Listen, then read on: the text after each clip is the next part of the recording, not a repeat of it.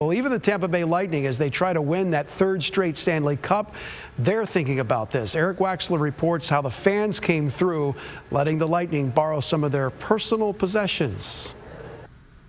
A hodgepodge of items stuffed in a custom lightning bolt, all meant to help bring home another Stanley Cup. I hope it works.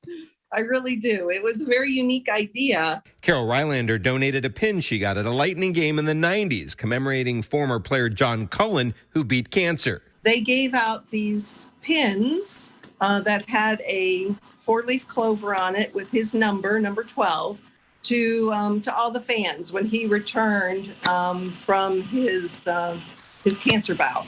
The Lightning collected many special good luck charms from fans. There are pictures, a stuffed Stamkos doll, a giant rubber ball, a custom gnome, and much more. We've got a collectible badge from the mayor herself that's in here, and a lot of other fun items, whether it's a Yoda. There's a book on the backside of this that was donated by a nurse at Advent Health when she was going through cancer treatment.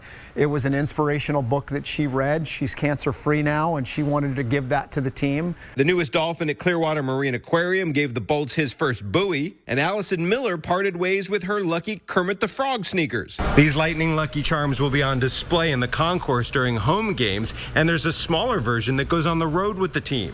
We received more items than we could even put in a lightning bolt, right? So whether they were larger or just more and more fans that wanted to participate. So we really appreciate that. When I saw that, I was like, I think I had the perfect item, and I just wanted to make sure that I was able to participate.